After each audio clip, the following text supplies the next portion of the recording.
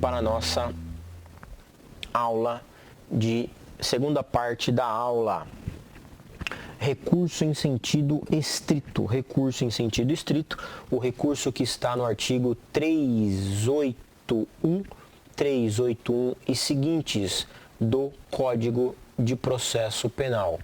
581 e seguintes do Código de Processo Penal. Trata-se de um recurso que tem o juízo de retratação, é o chamado efeito regressivo do recurso. Significa que o juiz que decidiu e que tem interposto contra a sua decisão um recurso em sentido de voltar atrás e decidir pela mudança de sua posição, tudo bem? O rese, que está no artigo 581, tem um rol taxativo de situações em que cabe rese. Se não estiver neste rol taxativo de rese, então não cabe o recurso e deve ser cabível algum outro.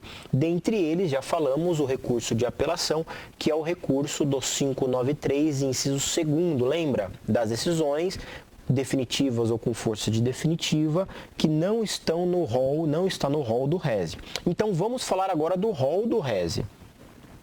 Antes de trabalhar item por item do rol do rese, eu quero dizer para vocês quais hipóteses do artigo 581 que não cabe rese mais, que por conta de uma alteração legislativa não é mais cabível rese. Então, antes de falar das hipóteses, eu quero mencionar para vocês aquelas hipóteses que não cabe rese, tudo bem? Que não cabe rese.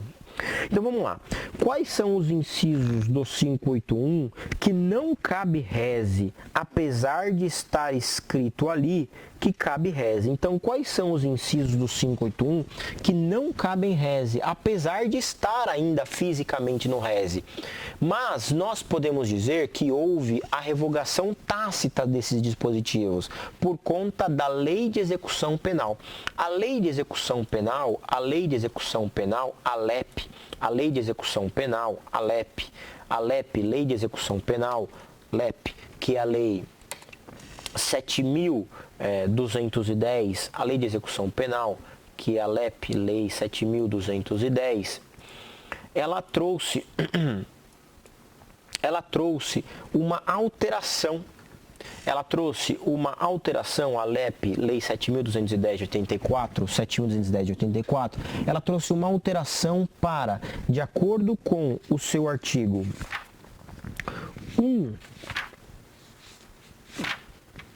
197 da LEP, todos esses incisos que eu falar para vocês agora, na verdade, cabem agravo em execução. Então, no lugar de caber rese, os incisos que eu citar para vocês agora, cabe agravo em execução. Por quê? Porque a LEP, ela cuida toda a vida do preso quando ele está na fase de execução penal. Então, agora, algumas hipóteses que antes cabia rese, por serem de competência da vara de execução penal, cabe agravo em execução nos termos do artigo 197 da LEP. Tudo bem? Então, quais são os incisos do artigo 581 que são considerados revogados tacitamente e que não cabe rese, e sim agravo em execução nos termos do 197 da LEP, tudo bem? Acho que ficou bem claro. Então você anota aí o 581, inciso 12. 581, inciso 12. Eu vou te conceder, negar ou revogar livramento condicional, tudo bem? Então, esse dispositivo cabe agravo em execução. 581, 17. 581, 17, que decidir sobre a unificação das penas, cabe agravo em execução. 581, 19, que decretar medida de segurança depois de transitar em julgado, cabe agravo em execução. 581-20, que impuser medida de segurança por transgressão de outra, cabe agravo em execução.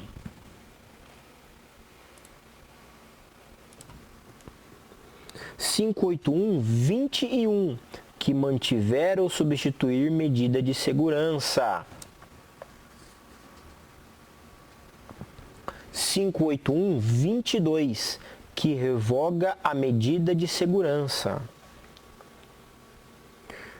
581-23, que deixa de revogar a medida de segurança nos casos em que a lei admite. Então, para decorar aí tudo sobre medida de segurança, praticamente é agravo em execução. 581-24, que converte multa em detenção ou prisão simples. Isso cabia agravo em execução, tudo bem? Mas esse dispositivo que converte multa em detenção ou prisão simples, sequer hoje cabe agravo em execução, porque essa possibilidade de conversão de multa em prisão, em detenção ou prisão simples não existe mais no Código Penal, tudo bem? Então esse dispositivo não é mais aplicado. Tudo bem? Antes de falar, minha gente, dos incisos do 581, já que estamos topograficamente aqui, ó, no 25, eu quero que você coloque um asterisco bem grande nesse dispositivo. Inclusive, para quem assistiu às minhas aulas, vão perceber que eu me esqueci de falar sobre esse dispositivo. Então, minha gente, anote aí. Até quem está assistindo essa aula e que veio em todas as minhas aulas, isso daqui que eu vou falar agora é matéria nova. A Lei 11.964, que é o pacote anticrime, que foi publicado no final do ano passado. Então, a Lei 11.900, que altera, que aperfeiçoa a legislação penal e processual penal em 24 de dezembro de 2029, que faz parte do chamado pacote anticrime, ok? Alterou esse dispositivo do 581 e colocou mais uma causa de rese. Então, isso aqui vai cair na sua OAB? Não, não vai cair. Vai chover na sua OAB. E é um caso novo, porque ele fala que cabe rese quando o juiz recusa a homologação, a proposta de acordo de não persecução penal. Então, vamos com calma. O que é o acordo de não persecução penal? O acordo de não persecução penal, ele está previsto no novo artigo 28, inciso 28A. O novo artigo 28A, que também foi acrescido pela Lei 13.964, pacote anticrime, o 28A, ele traz o chamado acordo de não persecução penal. Basicamente, é a possibilidade que o Ministério Público tem de, a depender do crime, se praticado sem violência ou grave ameaça, com pena mínima não superior a 4 anos, ele pode propor este acordo de não persecução penal. Tudo bem? É algo parecido com a chamada transação penal da Lei 9.099. É bem parecido. Este acordo de não persecução penal, proposto pelo Ministério Público, ele deve ser homologado pelo juiz. O que esse inciso está dizendo é que quando o juiz recusar a homologação desta proposta do Ministério Público de não persecução penal, cabe rese, tá bom? Já que a gente está aqui, vamos apenas ver o artigo 28A e depois você deve estudar isso com mais carinho. Eu vou tentar fazer uma aula posteriormente sobre isso, mas está aqui, ó, 28A.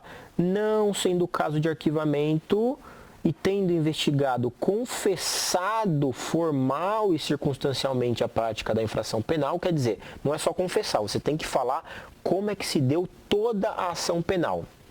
Se o crime for sem violência ou grave ameaça e a pena mínima for inferior a 4 anos, veja só, pena mínima, não é máxima, pena mínima inferior a 4 anos, o Ministério Público poderá propor acordo de não persecução penal. Então tá aí, é esse artigo 28A que fala do acordo de não persecução penal, desde que o réu repare o dano, renuncie voluntariamente aos bens, preste serviços, e aí ele tem todo um benefício que todos os parágrafos aqui embaixo vão mencionar sobre esse acordo. E aqui vê lá o parágrafo 6º, homologado judicialmente o acordo, quer dizer, o juiz precisa homologar, só que o juiz pode recusar, olha lá, o juiz poderá recusar a homologação. Desta recusa, cabe o quê? Vamos lá para baixo, cabe o Resi 581, inciso 25. Deu para entender, minha gente? Tranquilos?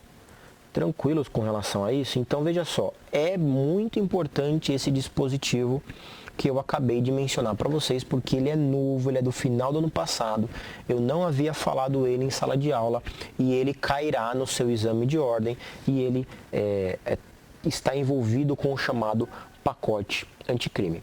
Tudo bem? Vamos então trabalhar os casos de Resi. Tudo bem? Vamos trabalhar os casos de Resi. O 581, inciso 1º, que fala da decisão que não recebe a denúncia ou a queixa. Então, a decisão que não recebe denúncia ou queixa cabe recurso em sentido estrito. Qual que é a exceção da decisão de rejeição de denúncia ou queixa que não cabe Resi sim apelação? No caso do rito sumaríssimo da Lei 9.099. Lembra que acabamos de falar, falamos hoje, inclusive, na primeira parte da aula. Cabe apelação da decisão que rejeita a denúncia ou queixa no juizado especial criminal. Tudo bem?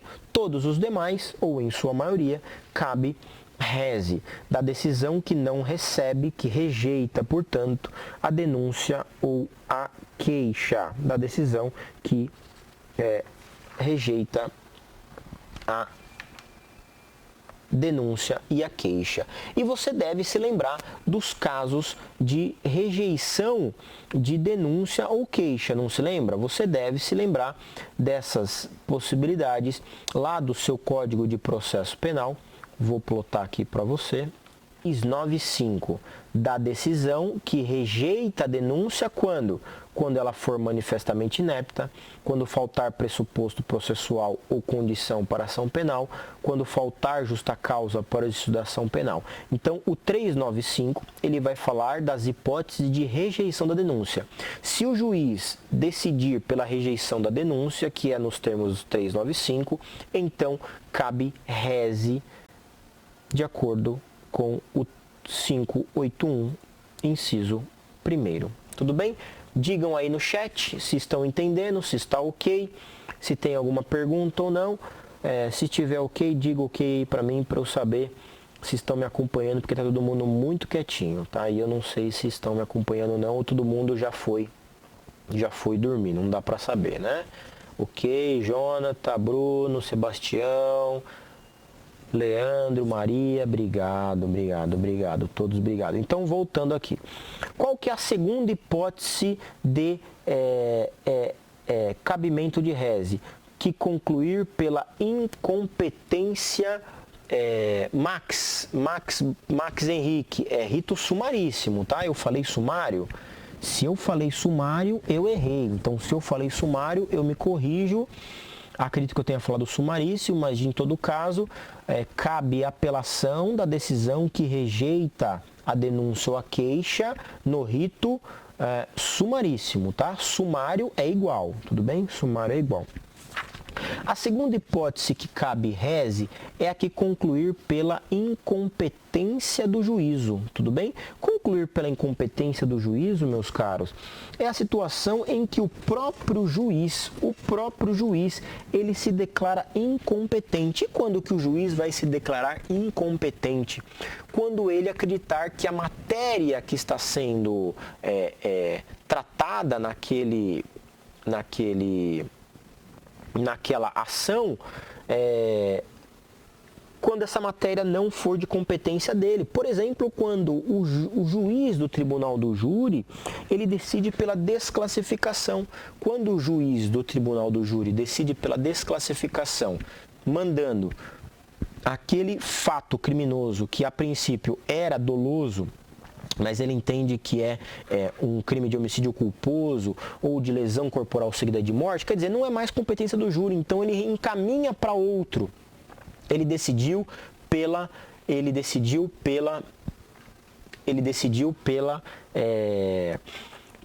incompetência do juízo, tá? Ele decidiu pela incompetência do juízo, tá bom? Neste caso, quando o juiz decide pela incompetência do juízo, cabe reze. Agora, é possível que a decisão não venha do juízo, porque o juízo, quando se declara incompetente, ele pode decidir de modo de ofício. Muitas vezes o juiz, ele decide pela sua incompetência a partir de uma exceção que é impugnada por uma das partes. A exceção que decide ou pela incompetência do juízo, ou pela coisa julgada, ou pela ilegitimidade da parte, ou pela ilitispendência, ela tem por fundamento caber reze no inciso 3º, que julgar procedente à exceção, tá bom? Que julgar procedente à exceção. Então, olha só, o inciso 2º e o 3º, eles vão falar de formas em que eu extingo, por exemplo, uma ação penal, que é da exceção, da coisa julgada, da ilegitimidade da parte, da litispendência e da incompetência. Se for o juiz que decidiu de ofício pela sua incompetência, eu posso impetrar reze nos termos do 581, inciso 2º. Agora, se o juiz decidiu a partir de uma exceção que foi apresentada, que foi oposta por uma das partes, que pode ter decidido inclusive a própria incompetência, mas veja, foi a partir de uma exceção, aí eu tenho então o fundamento no inciso 3º do 581, tá? 581, inciso 3º. Minha gente, anote os dispositivos das exceções para que você leia depois e relembre que isso foi matéria de alguns semestres atrás sobre as exceções no processo penal. O artigo 95 ao 111. Artigo 95 ao 111, ele fala das hipóteses de exceção, que é a coisa julgada, a ilegitimidade da parte, a incompetência, a litispendência e a suspeição. Tudo bem? E a suspeição. Acontece que não cabe reze da decisão que decide a suspeição, tudo bem? A rigor, essa decisão, ela é irrecorrível. A decisão de suspeição, ela é irrecorrível, não cabe reze, tudo bem? Legal?